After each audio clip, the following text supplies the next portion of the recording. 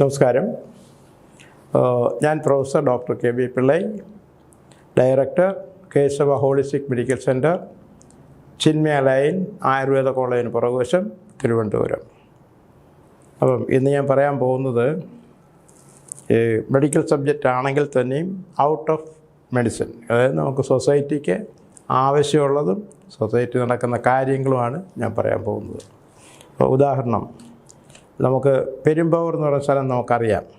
ഇപ്പോൾ പെരുമ്പാവൂരിൻ്റെ പ്രാധാന്യം ഇപ്പോൾ എന്താണ്? അത് ഏറ്റവും വലിയൊരു പ്രസാരം എന്ന് പറയുന്ന ഒരു നൊട്ടോറിയൽ പ്ലേസായിട്ട് മാറിയിരിക്കുകയാണ്. എന്തിൻ്റെയൊക്കെ ഈ മയക്കുമരുന്ന്, പിടിച്ചുപറി, അതുപോലെ അനാശാസ്യ പ്രവർത്തനങ്ങൾ, ഇതിൻ്റെ എല്ലാം ഒരു ഹബ്ബായിട്ട് മാറിയിരിക്കുകയാണ് പെരുമ്പാവൂർ. ഇപ്പോൾ അവിടുത്തെ ജനങ്ങൾക്ക് ജീവിക്കാൻ വയ്യാത്ത രീതിയിൽ ഈ നമ്മുടെ ഇന്ത്യക്ക് വെളിയിലുള്ള ബംഗ്ലാദേശികളും ഇന്ത്യക്കകത്തുള്ള ആളുകളും എല്ലാം അൺബോണ്ടഡ് എലിമെൻറ്റ്സ്, സമൂഹത്തിന് ആവശ്യമില്ലാത്ത എല്ലാ ആളുകളും അവിടെയുണ്ട്. അപ്പോൾ ഇവരെ നിയന്ത്രിക്കുന്നതിന് നമ്മുടെ ഗവൺമെൻറ്റോ പോലീസോ യാതൊരു തയ്യാറുമില്ല. അതുകൊണ്ട് അവർക്ക് യഥേഷ്ടമായിട്ട് വ്യഭിചാരം നടത്താം, അതുപോലെ മയക്കുമരുന്നുകൾ കൊടുക്കാം, അതുപോലെ എന്തെല്ലാം കാര്യങ്ങൾ അവർക്ക് അസാധ്യമായ അതിലെല്ലാം അവർക്ക് ചെയ്യാൻ സാധിക്കും. പക്ഷേ അതിൽ ഏറ്റവും വലിയൊരു വിപത്തെന്ന് പറഞ്ഞു കഴിഞ്ഞാൽ ഇവിടെ ഏറ്റവും കൂടുതൽ നടക്കുന്ന അനാശാസ്യ പ്രവർത്തനങ്ങളാണ്. ഈ നമ്മുടെ കേരളത്തിന് വെളിയിൽ നിന്ന് തന്നെ ഈ പെൺപിള്ളേരെയൊക്കെ കൊണ്ടുവന്നിട്ട് അവർക്ക് ഇങ്ങനെ പെണ്ണുങ്ങളെയൊക്കെ അറേഞ്ച് ചെയ്ത് കൊടുക്കുക എന്നുള്ളതാണ്. അപ്പോൾ അതിൻ്റെ ഒരു ബുദ്ധിമുട്ടെന്ന് പറഞ്ഞു കഴിഞ്ഞാൽ, അതിൻ്റെ ഒരു ഏറ്റവും വലിയൊരു കുഴപ്പമെന്ന് പറഞ്ഞു കഴിഞ്ഞാൽ ഇതിന് വെനേറിയൽ ഡിസീസ് എന്ന് പറയും. അതായത് ഈ ഒരു ആളിന് ഈ ലൈംഗിക കോണ്ടാക്റ്റ് കൊണ്ട് ഈ വരുന്ന സോക്കേടിനാണ് വെനേറിയൽ ഡിസീസ് എന്ന് പറഞ്ഞത്. അത് പ്രധാനമായിട്ട് നിങ്ങളെല്ലാം കേട്ട് കാണും, സിഫിലിസ് ആൻഡ് ഗൊണോറിയ. അത് കൂടാതെ തന്നെ ഈ ഹെപ്പറ്റൈറ്റിസ് ബി എന്ന് പറഞ്ഞൊരു സംഗതിയുണ്ട്, അതും പകരുന്നതാണ്.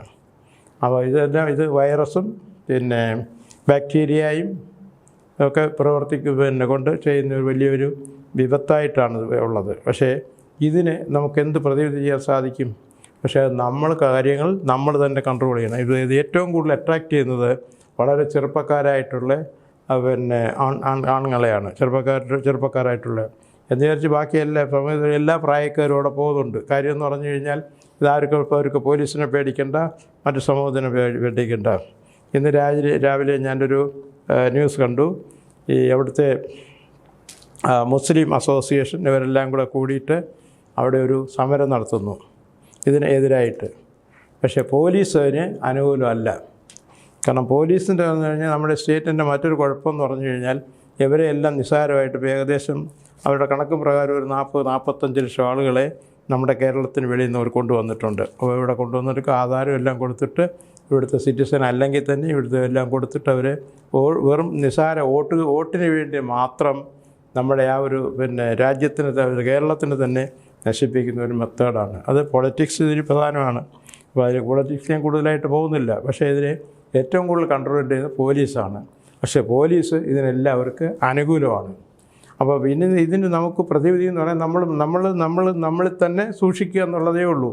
ഇപ്പോൾ ഈ മുസ്ലിം അസോസിയേഷൻ പറഞ്ഞെങ്കിൽ തന്നെയും അവർ മാത്രമല്ല, അവിടെയുള്ള എല്ലാ സംഘടനകളും ഇതിനെതിരായിട്ട് പ്രവർത്തിക്കുന്നുണ്ട്. പക്ഷേ അവർക്കൊന്നും ഒന്നും ചെയ്യാൻ സാധിക്കുന്നില്ല. മറ്റവർ ഈ പോലീസിൻ്റെ സഹായത്തോട് ചെയ്യുന്നത് കൊണ്ട് അവർ വളരെ ശക്തരായിട്ടാണ് നിൽക്കുന്നത്. പക്ഷേ ഇതിൽ നല്ലൊരു 100% ആളുകൾ തന്നെയും മദ്യത്തിനും മയക്കുമരുന്നിനും അതുപോലെ ഈ വെനേറിയൽ ഡിസീസിനും ഭയങ്കരമായ വ്യാധിക്കും അവർ അടിമപ്പെട്ടിട്ടുള്ള ആളുകളാണ്. ഇത് നമ്മുടെ സമൂഹത്തിനും ഇനി വളരെ വരുന്ന ആളുകൾക്കും എല്ലാം വളരെ ദോഷം ചെയ്യുന്ന ഒരു പ്രോസസ്സാണത്. പക്ഷേ ഇതിനെ നിയന്ത്രിക്കുക എന്നുള്ളത് ഗവൺമെൻറ്റിൻ്റെ ചുമതലയാണ്. പക്ഷേ ഗവൺമെൻറ് അത് ചെയ്യുന്നില്ല. ഗവൺമെൻറ് അത് ചെയ്യണം എന്നുള്ളതാണ് എൻ്റെ ഏറ്റവും വലിയ ഉപദേശം. പക്ഷേ ഇതാര് കേൾക്കാനാണ്? ഈ സമൂഹം, അതായത് മെജോറിറ്റി ഈസ് ദി അതോറിറ്റി എന്ന് പറഞ്ഞതുപോലെ അവർക്കാണ് മേജറായിട്ടുള്ള എല്ലാ ആളുകളും ഗവൺമെൻറ് സഹായം ചെയ്തു കൊടുക്കുന്നത്. അപ്പോൾ അവർക്ക് വേറെ ആരെയും പേടിക്കേണ്ട കാര്യമില്ല. അവർ അവിടെ പോയി കഴിഞ്ഞാൽ അവിടെ പോയിട്ടുള്ള ആൾ തന്നെ എൻ്റെ അടുത്ത് പറഞ്ഞിട്ടുണ്ട്, വലിയ ദയനീയമായിട്ടാണ്. കാരണം അവർക്ക് ഇപ്പോൾ ഇവരിതൊക്കെ ചെയ്യുന്നെങ്കിൽ തന്നെയും വളരെ ദയനീയമായിട്ടുള്ള രീതിയിലാണ് അവർ അവിടെ കിടക്കുന്നത്. പട്ടിണി കിടക്കുന്നതുകൊണ്ട്, ആഹാരം ഇല്ലാത്തത്, അതുപോലെ ഇപ്പോൾ സോക്കേട് പിടിച്ച് മിതപ്രായരായിട്ട് കിടക്കുന്ന ആളുകളൊക്കെ ഉണ്ട്. പക്ഷേ ഇതിനൊരു അറിഞ്ഞു വരുത്തുന്നതിന് നമ്മുടെ സമൂഹം തന്നെ നേരിട്ടിറങ്ങണം. അപ്പം പിന്നെ ഇത് ഈ ആ സ്ഥലത്തുകാർ വിചാരിച്ചാൽ മാത്രം പോരാ. കേരളത്തിലെ എല്ലാ ജനതയും ഇതിനെതിരായിട്ട് പ്രവർത്തിച്ചെങ്കിൽ മാത്രമേ ഒരു പ്രതിവിധി ഉണ്ടാവൂ. അപ്പോൾ ഞാനിതൊക്കെ പറഞ്ഞെങ്കിൽ തന്നെ ഞാൻ മെയിനായിട്ട് ചെയ്യുന്നത് പിന്നെ ബൈപ്പാസ് സർജറി ഒഴിവാക്കുക, ആൻജിയോപ്ലാസ്റ്റി ഒഴിവാക്കുക, ഈവൻ ആൻജിയോഗ്രാം വരെ ഒഴിവാക്കുക എന്ന് പറഞ്ഞു കഴിഞ്ഞാൽ ഇപ്പോൾ നമുക്കൊരു ഹാർട്ടിൻ്റെ ബ്ലോക്ക് അറിയുന്നതിനാണ്, അതായത് പിന്നെ ഹാർട്ടിലുണ്ടാകുന്ന അടവുകൾ, അതിനാണ് ഹാർട്ട് ബ്ലോക്ക് അല്ലെങ്കിൽ സ്റ്റെനോസിസ് എന്ന് പറയും.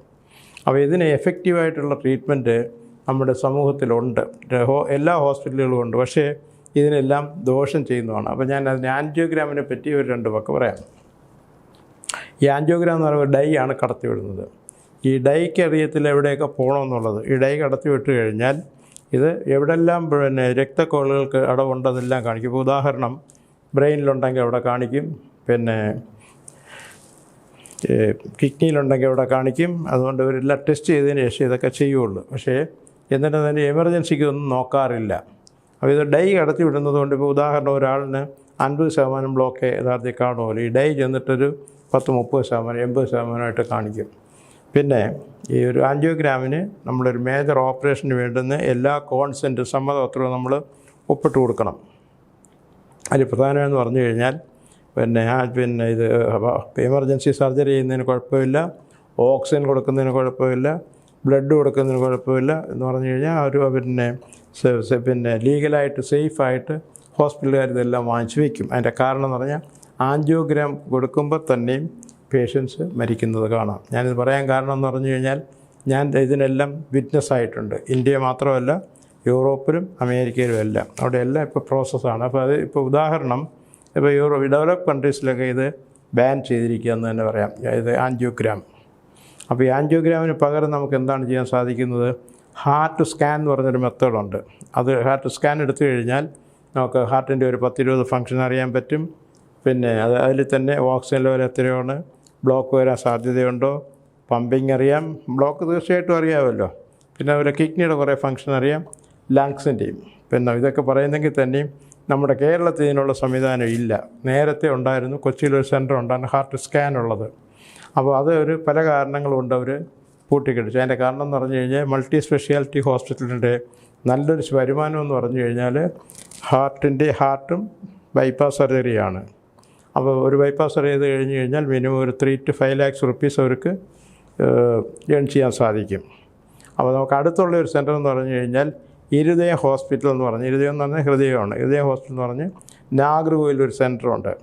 അപ്പോൾ അവരാണിതെടുക്കുന്നത്, ഈ സ്കാൻ ചെയ്യുന്നത്. അവിടെ ഒരു 800 rupees 8,000 rupees അവർ ചാർജ് ചെയ്യുന്നത്. എൻ്റെ പേഷ്യൻസിനെയൊക്കെ ഞാൻ അവിടെയാണ് അയക്കാറുള്ളത്.